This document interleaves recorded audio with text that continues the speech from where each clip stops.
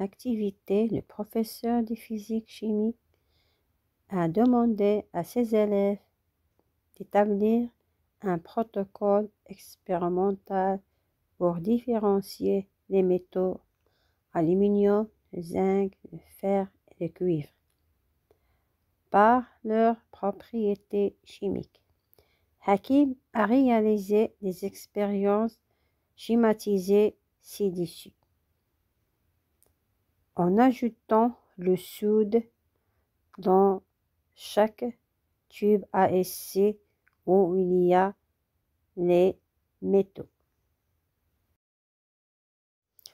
On va lire les questions et on va répondre.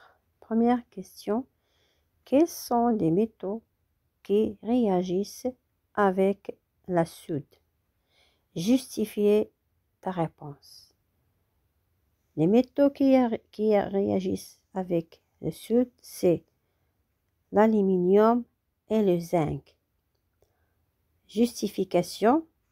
Voyez, au cours de l'expérience, il se forme des bulles de gaz dans la solution, c'est-à-dire il y a une réaction chimique. Par contre, les deux tubes où se trouvent le fer et le cuivre, on ne voit rien, ni bulle, ni rien, c'est-à-dire il n'y a pas réaction chimique avec le soude et le fer et le cuivre.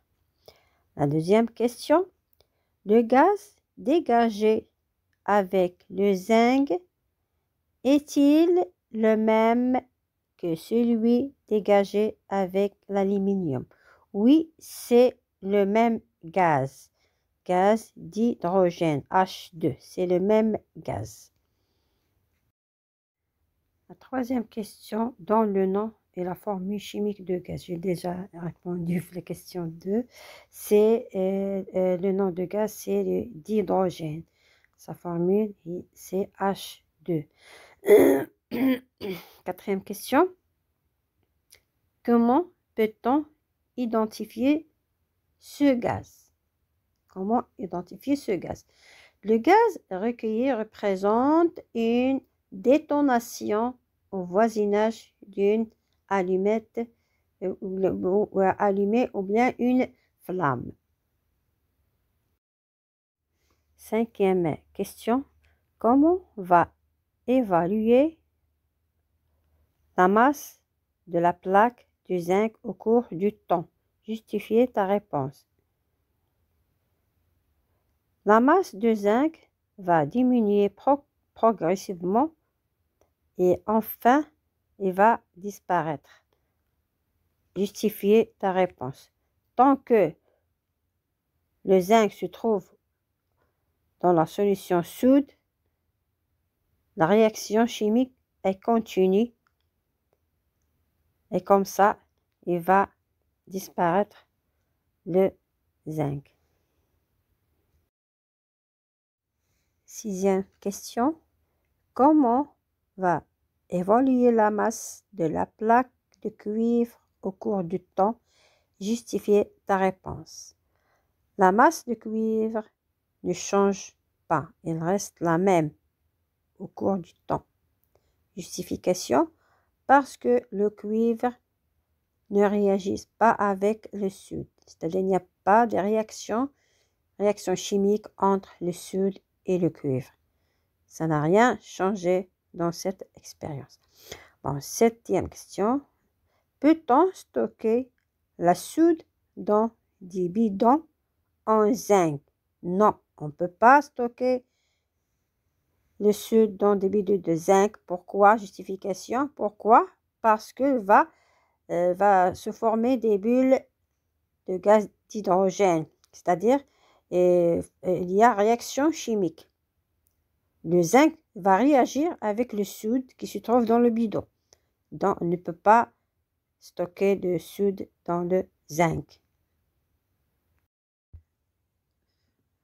Choisir là où les bonnes réponses. Premièrement, les éléments suivants sont des métaux. A, l'or, B, cuivre, C, carbone, D, l'oxygène. E, le fer. Oui, le fer. F, Pe, G, l'aluminium. Qui sont les métaux? Les métaux sont l'or, le cuivre, aluminium et le fer. Il y a 4 métaux. Deuxième question. Les métaux sont tous A, conducteurs de chaleur, B, conducteurs d'électricité, C, de même couleur, c'est-à-dire ils ont tous les métaux de même couleur, D, de même masse volumique, c'est-à-dire tous les métaux sont, ont des mêmes masses volumiques. Non.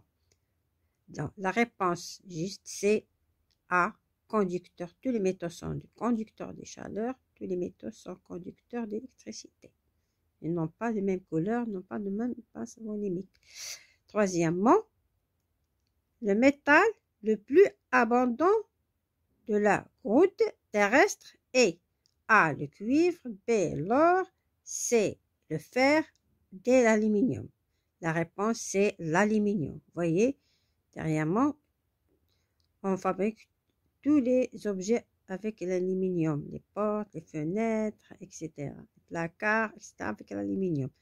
Et le métal aluminium est devenu très abondant dans notre vie quotidienne. C'est ça la réponse de cette question. Deuxième exercice, on va voir la question. Recopier et compléter les phrases suivantes. Les verres, les matériaux et les matières. Qu'est-ce qu'on va écrire? Les matières organiques sont 3 grandes familles. Famille de quoi? Famille de matériaux. Deuxièmement, un objet est fabriqué pour, précise, qu'on va écrire, pour une fonction précise.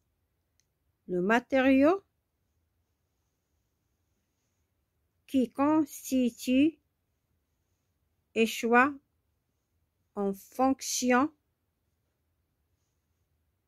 de quoi?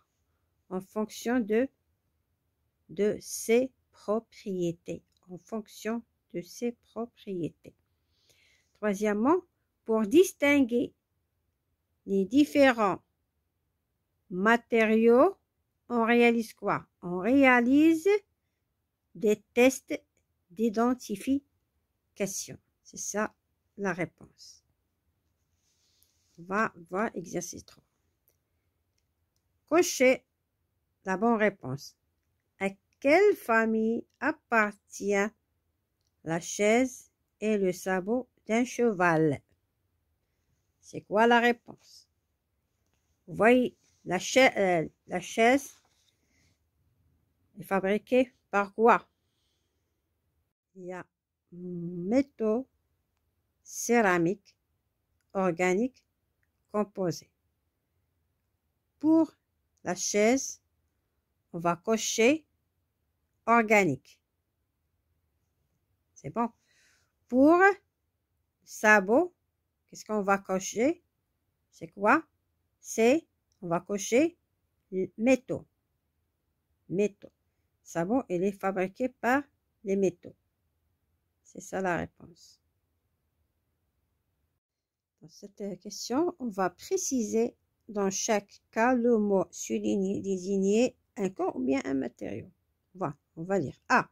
Le jus de fruits est versé dans un verre. Le verre, on a souligné le verre. Un verre, c'est un corps. Le fer est travaillé par un forgeron. Le fer, c'est un matériau. C. Le bois des parquets peut être verni ou ciré. Le bois, c'est un matériau. D. Le fer protège le sabot d'un cheval. Le fer, c'est un matériau. Le sabot, c'est un corps. Les boissons peuvent être conservées dans des différents types de récipients, bouteilles, boîtes, etc. Bien, une bouteille, c'est un corps. Boîte, c'est un corps. Recopier et compléter le tableau suivant. Dans le tableau, on a l'objet, objet, famille de matériaux, matériaux.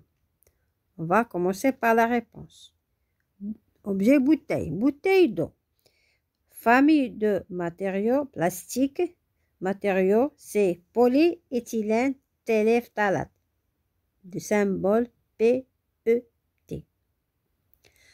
Pot d'eau yaourt. Famille de matériaux, c'est le verre, matériaux, verre ordinaire. Gouttière, famille de matériaux, ce sont les métaux, matériaux, zinc. Canette de boisson, famille de matériaux, métaux, matériaux, le fer. C'est ça la réponse. Et bonne chance, mes élèves.